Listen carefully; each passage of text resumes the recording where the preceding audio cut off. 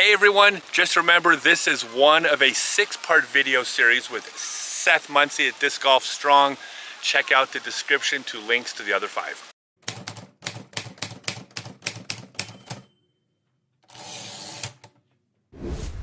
Hey everyone, I'm Scott Stokely and I'm here with Seth Muncie of Disc Golf Strong. And this is day 4 of my trip to Las Vegas, working with Seth on my strength and conditioning and my preparation for the 2022 series. And we have a special guest with us today. Not just Seth and I, but we're going to be joined by a 100-pound kettlebell. Remember, if Ricky or Paul or Eagle ask you, this is 100 pounds, okay? Yeah. So they'll never know. Yeah, 100 pounds. All right, 100-pound kettlebell. And so we're going to be talking about, again, strength and power as it relates to disc golf. And as in all these videos, this is not a substitute for taking the course. We're going to be working a lot.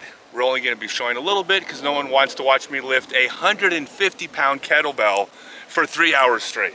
Yeah. So Seth, I'm sure people would pay for that, but we don't got time for that, right? check out my OnlyFans. I could use an extra 50 cents. So I'm in your hands. What are we doing today?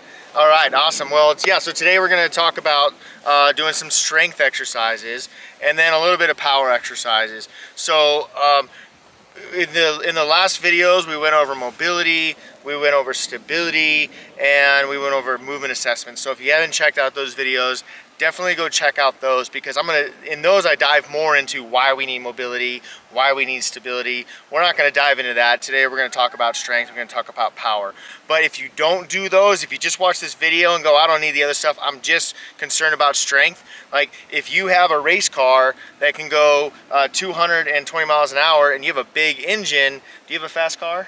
I have a fast car. You have a fast car, right? So let's take that same fast car and let's deflate the 2 front tires by 30 psi. So there's nothing in there. There's almost nothing in the tires. Do you have a fast car?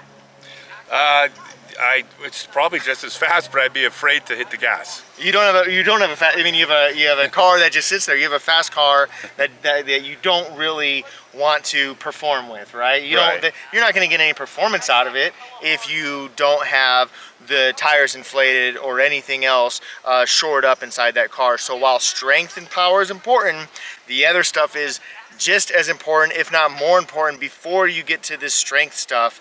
Because again, you got a fast car, but you need to have all the pieces, even the small stuff, for it to actually be a fast car. Okay, so real quick, I wanted to ask you, I've been doing a lot of work in the gym, trying to get my entire body stronger. I'm trying to make this machine go faster and better. We're not in a gym right now. Why are we just using a kettlebell in our own bodies? Yeah, great question. So, I love going into the gym. I love training. I love using external load is really where, whatever it is, whether it's a kettlebell or dumbbell or barbell, I really enjoy those things. But why I always start with body weight is that we need to be able to control our own body weight, not just on the disc golf course, but in life.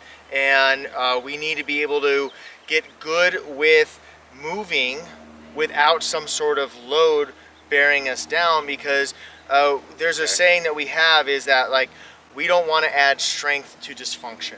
Okay, and so if I say get in a gym and I start doing something heavy and I've got a load, not that it's bad, but if the load is causing me to do patterns that are not that require a lot of compensatory movement, then I'm really kind of adding load to dysfunction. I'm adding strength to dysfunction. So if we can learn to control our own body weight first, that's better. Because really, let's just take it to the disc golf course. If I'm out on the course and I'm throwing, I don't have any external load. So my body's not trying to learn how to compensate with extra load, right? Now, if I'm a powerlifter, like you came to me and said, hey, let's get I want to compete in powerlifting, like we're getting in the gym and we're getting into the bar, like, because that's what we do as an athlete. But if you were brand new, we'd work up to that. But that's how we always start with body weight first. Another quick thing is we find that, there's all these exercises out there that you can do in the gym, but not a lot of people get a lot of great results because they feel like they have to go to a gym or have to have a lot of equipment to be able to be successful with their fitness, right? To be able to make improvements in their health. And we go, no, you don't need that. Like it's not lesser to do these moves body weight, and we'll go over some of the variables that we can change to where it's like, if you don't got anything, you can still train, you can still work hard. I mean, you know, there's people in prison that show you that without anything, you can still get incredibly strong and even incredibly huge with just your body weight. Okay, so do you recommend prison before or after the gym? You heard it here first, everybody. Disc Golf Strong recommends prison is as training for disc golf. No, and I love the answers you're giving, because I mean, there's a reason why I'm here. This was a piece of the puzzle. I had other things I need to do for some parts of this puzzle, but the puzzle was not put together yet. Now we're working on those pieces. All right, so go ahead and make me look foolish with this 200-pound kettlebell. Yeah, you're gonna do great. Okay, and really one more thing to hit on is the exercise you see here, like you've heard before in our other videos, like simple but not easy, right? And that whole, what I just said, don't add strength onto dysfunction. Another big thing really, as a coach, okay, my goal is low risk, high reward, okay? Not high risk, high reward. If it's high risk, high reward, I'm not doing it with you, right? Because my goal as a coach is not to be the show. It's not to get the most social media likes because it's some insane exercise that you were risking your entire career doing, right? It's got to be low risk, high reward. So I'll get messages, people go, oh Seth, why aren't you doing this exercise or that exercise? You know, and it's super complex and it's super risky. Like, okay, it's risky, but if there's not enough reward, I'm not going to have you do it. I'm not going to have Eagle do it or Paige do it. I'm not going to have anyone do it and risk their career over an exercise. So we keep it simple and effective, and we make sure that the disc golf course is the show. I appreciate, especially at 52 years old, that's one of my possibly my biggest concern. Is that so? I'm in good hands. All right, so okay, so we're gonna start with just getting some activation real quick. We're gonna get the glutes activated and we're gonna get the core activated. So we're gonna get Scott on the ground and start with lie on your back. Okay, good. So we're gonna do a glute bridge. So these are the glutes. Okay, these are the strongest, biggest muscles in the body. Really, the strongest muscles. They're the king of the muscles of the lower body, we say. Okay, and so what we're trying to do is we're trying to make sure that they are engaged. A lot of people that have lower back pain, or they're not able to move the amount of weight that they want or move the way that they want, is because their glutes are not firing. We sit down all the time and we get what we call gluteal amnesia. They just don't engage at the level they want. So we need to get those engaged. So this is a glute bridge. It's super simple, but it's a great way to wake those things up. So Scott's on his back, his feet are just about shoulder width apart on the width, okay? And all you're gonna do, go palms up, there you go. And he's just gonna squeeze or push his heels in the ground as hard as he can, squeeze his glutes together, like he's pinching a quarter between his cheeks is what I say, and lift those hips up high. Good, now hold that. 3, 2, 1, and back down. Okay, so this is just a regular glute bridge. Let's go 2 more. So this is a good activation. I've worked with athletes, they're making millions of dollars, and we're doing this exercise. So it's not just like a beginner exercise. And back down. Good. Actually, let's go to the next variation now. Okay. So now we're gonna go and do a single leg glute bridge. And so he's just gonna lift his left foot just slightly off the ground. And so he's still doing the same thing with his right glute. He's squeezing it hard and lift up. Get those hips up, hold that, 3, 2, 1, back down. You wanna feel your glute. Now what I have people do sometimes is take their thumb and you can just dig it into your glute. Just hit your glute, so go up and just take your thumb, your right thumb, and just hit into your glute with your thumb, your right glute. Oh. There you go. And just feel like you can feel it engaged. Yes. You can feel it tight. Okay, good. And back down. Because a lot of times people, their hamstrings will try to take over and become their glutes. So they'll do this move and then their hamstrings are like, and they feel cramping. If you feel that, it's usually because your glutes are not firing like they should to lift your hips. It's that your hamstrings are trying to extend your hips, and they suck at that. That's not what they're good at. Okay, so that's the first exercise we're doing, is just to wake up those glutes. Now we're gonna wake up the core, and we're gonna do some dead bug exercises. Okay, so this is another one, simple but definitely not easy. Okay, I'm gonna show you 2 levels here. Go ahead and lift your hands up to the sky. Okay, knees up over your hips. Good, so we're gonna go about 90 degrees here, lift these up a little bit. Boom. Okay, so all Scott's gonna do, he's gonna brace his ab like he's bracing for a punch. Okay, lift the tailbone just slightly off the ground. Okay, so he's gonna lower one side and the other limb. So don't move the limbs I'm touching. Good, down and then back up. And if you feel any popping or anything in your hips, that's not a negative thing. And now go the other side. It usually just means there's either some laxity, like some stability work, can be worked through that, and then back up. And so just move through a range of motion that you don't feel that pop. Go one more each side. Good, so he's making sure that that core is super stable, that it's engaged, and then last one. And this is a great exercise for what we call anterior, which just means the front of you, core strength. Okay, come down and rest. So we're gonna show the second level real quick, and we're just gonna do a few, or he's gonna do a few reps of them. And this is with your legs straight. Always start with your knees bent, and then when you're ready, go legs straight. Okay, you ready? Yep. All right, go legs up. Okay, we're trying to straighten our legs. If they're not straight, that's okay. It's the attempt of straightening them, trying to drive his heels up to the sky. Okay, so go ahead, brace those abs like you're bracing for a punch. Lift that tailbone slightly off the ground, and lower the limbs I'm not touching. So this is a cue that I'm giving. If you have somebody with you, you can always ask them to do that. If not, you just do it without. And then eventually I would just not do that and come back up. Go, let's keep going. Scott loves the dead bugs, like he was talking about how he can't wait to do these. They're tough on the core. These are not an easy exercise. And back up. Good. And come down. Good. So those are the dead bug exercises, and they're very, very effective. Last one, a plank. Flip around. Okay, so most people can do a plank, or a lot of people when they do planks, they go, oh, I could hold a plank forever.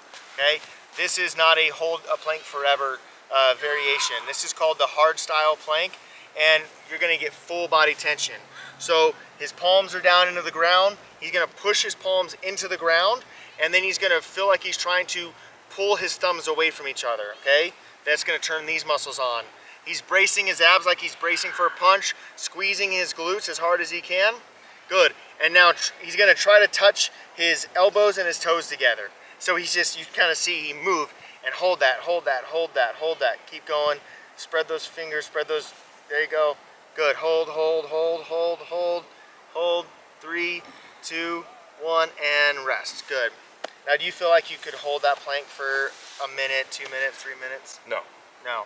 Right, when I had my gym, we would do 10-second planks. 10-second planks. We would do 10-second of that hard style plank, relax for about 5 seconds, do another one, relax, do another one for 10. And no matter who was there at the gym, they were like, after that, they were like, I'm done. I'm planked out. Those are a great way to do the planks where you're getting full body engagement without having to do, 2-3 minute planks where you're kind of just relaxing on your ligaments when you're doing those kind of planks, where this is actually getting muscular engagement. Okay, any insights of what we... Yeah, well, I guess one thing that's obvious is that it's really easy to cheat on all of these. Like, you have to force yourself to lift your hips off the ground on the first two, and then actually like pull apart, and then like you can't really see, well, you can see right here. But I guess you gotta have the something to make yourself do it, because yeah, cheating would be easy. Well, cheating is easy, but also cheating is actually, it's also hard because you're not able to do the exercise, many of these exercises, if you are cheating. You'd be able to tell at some level if you are, but just getting down and starting them is really important. Okay, let's go ahead and stand up, and let's go to lower body, and then we'll go to upper body. Okay. All right, so lower body, we are going to start with the split squat, okay? Like I've said in other videos, disc golf happens on a single leg, a split stance or an offset stance in most cases. Okay, so we're gonna do a split stance, a split squat. Okay, so what that looks like is we're gonna get into this position, and he's gonna come down and up. So go ahead, get into a split stance, okay? There you go. All right, so what Scott's gonna do is he's gonna think about dropping that back knee straight down, and then come up and keep that heel on the ground, and drive through that heel to come back up. Good. Push through that heel, about 70% through that heel to come back up. And come back down. And come back up. And his knee is okay going a little bit forward. It's more though that his back knee is going straight down. If he was doing this, okay, like I wouldn't want that. Knee forward a little bit's okay, but it's really what's happening, that back knee's coming down. So Scott can do a bunch of these. He does a lot of legs, so we're gonna make it a little bit harder. Go back in, you can switch sides, yep. And what we're gonna do is, what Scott's gonna do is he's gonna do the split squat. He's gonna stop right before he touches the ground, and he's gonna hold that for 3 seconds and then come up normal speed. Go ahead. So down, 3, 2, 1, up. Good, one more rep. And down, 3, 2, 1, up. Okay, now Scott's like, hey, I'm doing a bunch of those. You know, I can do 3 sets of 10 each side. That's totally easy. What do we do now? We're gonna go 3 seconds down slowly, okay, and then hold for 3 seconds, then pop back up. All right, so go. 1, 1,000, 2, 1,000, 3, 1,000, hold 1,000, 2, 1,000, 3, 1,000, up. Okay, let's do one more. Let's go 4 seconds down. Okay, go. 1, 1,000, 2, 1,000, 3, 1,000, 4, 1,000, hold 1,000, 2, 1,000, 3, 1,000, up. Okay, so that's a way where you're doing body weight, where if split squats are easy or any exercise is easy. First thing we do is play around with the speed and what we call the time under tension. Okay, the tempo and the time under tension. So you don't have to have weights, external load, okay, in order to do it.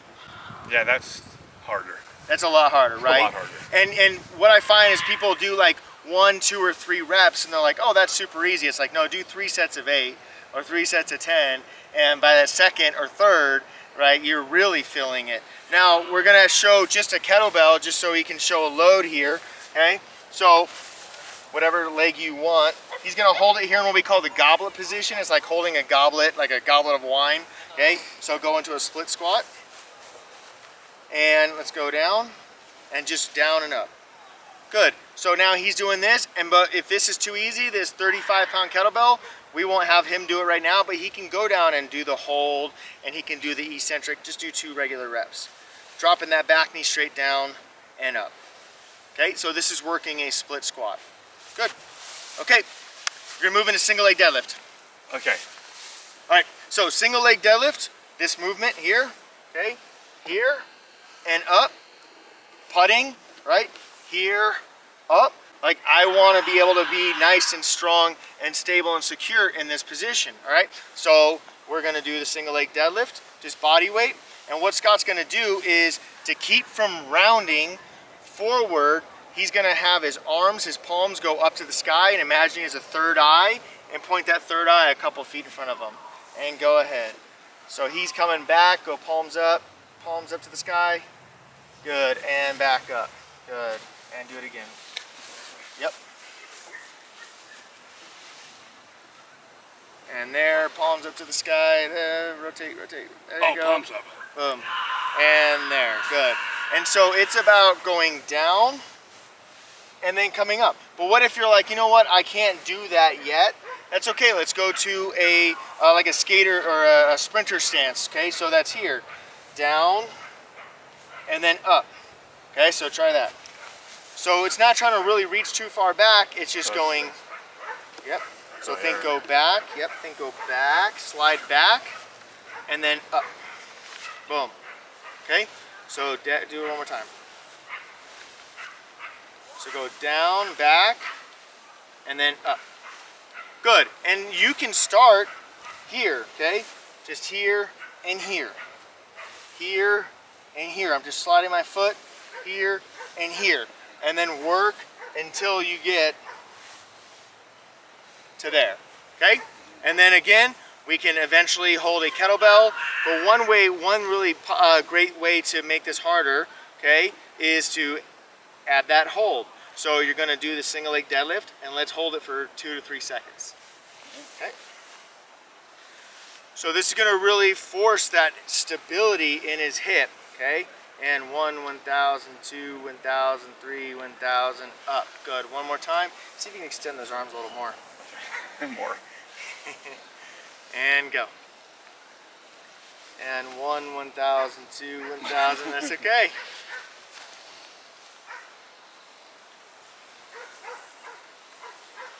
And 1, 1,000, 2, 1,000, 3, 1,000, up. Balance is harder when you reach higher. Yeah, it's forcing you to stay up. A lot of people will do this.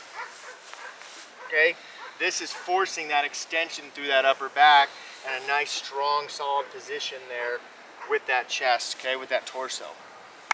All right, and then we could always add load, but I recommend those kind of exercises, the single leg exercises. So that's what Scott's gonna be doing a lot of, is single leg stuff.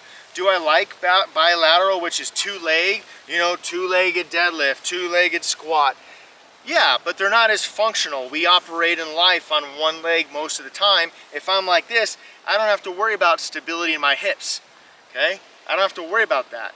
But when I'm walking through life, or I'm on the disc golf course, I need that stability. So why not, if we only have a little bit of time to train, why not train the thing that checks the most boxes, right? Yeah, we want to check the boxes, right? We don't have forever to train, so let's check the boxes with every exercise that we do, okay? And that's really what training is. There's working out. Working out is, hey, I'm trying to sweat, I'm trying to burn calories. There's nothing wrong with working out, but when you're training as an athlete, you want to be intentional. When I worked in hockey, we had multi-million-dollar players. We couldn't just work with them and be like, hey, we're just gonna entertain you, entertain and train you for the next hour, 2 hours, because you just have all the time in the world. It's like, no, when they walk in the gym, it's got to be intentional, it's got to be purposeful, and it's got to get the most results. Or we're just wasting their time. I mean, they're they're NHL players. They got stuff to do. You got stuff to do. You got at home stuff to do. Check the most boxes. Okay. All right. Perfect. We're gonna finish out here with some upper body exercises. So first thing we're gonna do is gonna do a push-up called a trunk stability push-up. Go ahead, lie on the ground, face down, all the way down into the push-up position, but lying on the ground. Okay, a lot of people when they do push-ups, they start the push-up when just their chest rises, okay? Or just their hips rise first. They don't rise as one unit. When we do push-ups, we want to rise as one unit. So what Scott's going to do, trunk stability, he's going to brace those abs like he's bracing for a punch. Squeeze your glutes like you're pinching a cord between your cheeks. Get everything tight in your body and then push straight up. Boom. You want everything to rise. Now at home, if you're trying this, you can start from your knees. That's okay. Okay, Scott is in a position right now where he can do it from his toes. Go back down. And then we're going to do that again. Reset. Brace those abs like you're bracing for a punch. Squeeze those glutes. Everything tight and push the ground away from you. Good. And come back down. All right, now we got an eccentric push-up, okay? Being able to bang out 40, 60 push-ups, like there's nothing wrong with that, but we're not really sure what that equates to with fitness as far as like performance, other than just being able to do a bunch of push-ups. So there's nothing wrong with that. But if we have limited time, my watch likes to talk to me. Okay, it thinks I'm talking to it. So what we do is an eccentric push-up. Okay, it's gonna be a little bit more challenging. So come on up to the top position. Okay, so Scott's going to slowly lower himself down. 4 seconds. 3, 2, 1. Pop back up. Good. Let's go again. 4, 3, 2, 1. Pop back up. Good. Let's go one more. 4, 3, 2, 1. Pop back up. Okay, and good. And rest. And you can do these from the knees, or if you're at home, you're going to try these exercises, and you're like, nah, I can't do it from my knees either. Go up onto a bench. Go up onto the kitchen table, right? And do it from there. You can do an elevated. Slowly lower yourself into the kitchen, the edge of the kitchen table, right? And then push off, or the edge of a bed, or the edge of a chair. So, I know this is tailored to Scott of what we're gonna be focusing on, but I'm sure you're gonna try some of these exercises maybe. And so there's some ways that you can do that for you. Last thing, and then we'll wrap it up with any talks, is we're gonna row. So go ahead and stand on up. So we're gonna do a pulling exercise. I like, hanging from bars and all that kind of stuff, but if we don't have a lot of time or space, we can have a band here where Scott's gonna step over the band and then turn sideways just a little bit, like that way, diagonal. There you go. So Scott's gonna sit back, and what he's gonna do is just take one foot, his right foot, and just go back just slightly, and it's almost like a kick step here, okay, like a sprinter step. There you're on the ball of your foot. Back's nice and straight, get that chest up, good. And he's gonna row and he's gonna pull across his body to right here, and then slowly lower it back down. Okay, so pull, and then down, 4, 3, 2, 1, good, and pull, and 4, 3, 2, 1, and pull. And get that chest up a little more, boom, good, 3, 2, 1, good. And so now Scott would be able to rep that out on both sides. That cross body pull, okay, there, what that does is it's engaging where it wants to now rotate us, and so all our muscles have to stabilize, or not all of our muscles, but muscles have to stabilize to keep us from rotating. Again, we're checking a lot of boxes when we do that, okay? One thing, and Scott did this really well, that I find when people do these, is they do this, right? Or they're, okay, like try to isolate here and use that where you're lifting a load and you're challenging yourself to not rotate. So now we can add a little load. Let's just do this here. Okay, you can drop the band, and let's try it with rowing the kettlebell. Now this is not going to be really as crossbody, but it still wants to rotate him when he's in this stance. Go kickstand there, good. Sit your hips back a little more. Boom, good, nice tall chest, good, and row. And now this is light for you, this 100-pound kettlebell, so 200 row, pound, remember? 200-pound kettlebell, so 3, 2, 1, row. And 3, 2, 1, row. Now good. Now what I had instructed Scott earlier when we were doing these exercises was to not have his hand on his leg. If he does, that's stabilizing myself. This doesn't. So now this forces more muscles to work. Check a lot of boxes. I love it. All right, so those are a few of the exercises that Scott's gonna be doing. And any thoughts or comments, questions on that? Yeah, I mean, all of these they're harder than they look, and slowing them down definitely is working out. I mean, I do like abdominal exercises with weights, and these, like the dead bug was like just as much work. Yeah. Easily. Yeah. Yep. Okay. And I only have to do these once and I'm done? Or do I have to do these regularly? No, we're gonna do them regularly. Okay. Yep. All right, I'm in. All right. All right, so those are some of the basics with strength, but you said we're also going to work on power. Well, first off, what's the difference? Yeah, so strength is the ability to express force, power is the ability to express force like quickly, like over time, like use that force. So whenever we're using strength, we're using power, but we want to really, in disc golf, we're talking about explosiveness, like we want to be explosive, okay?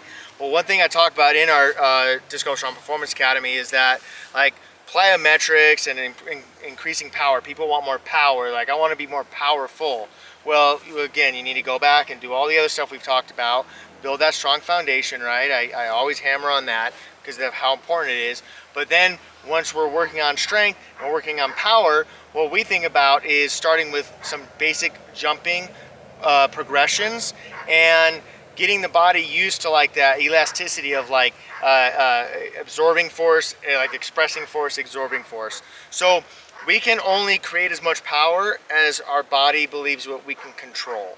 Okay, so for example, like if my body doesn't feel like it can control the like absorb my land, then I'm not going to be able to jump higher. So people can get stronger, but they don't really start to be able to jump higher until they start working on their power, because their body also learns how to land and control it. Because if I fall and I don't have good landing mechanics, I'm done.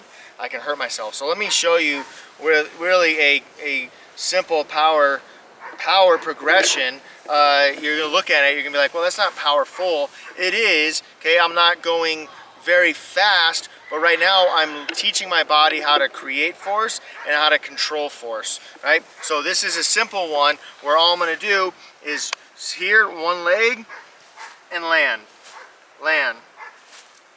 okay? So I'm pushing off, I'm getting that force, I'm creating force, or I'm using force and jumping, but then I'm absorbing and controlling force on this side.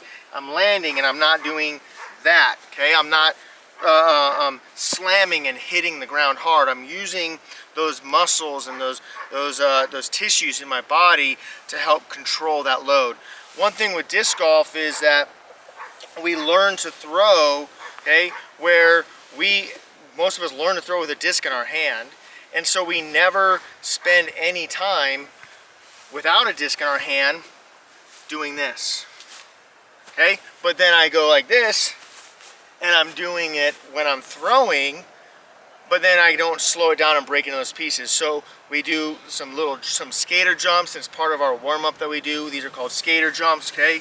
Hops, lateral hops side to side, rotational hops, things like this. So we're expressing that force, we're doing it fast, and then we're learning how to control.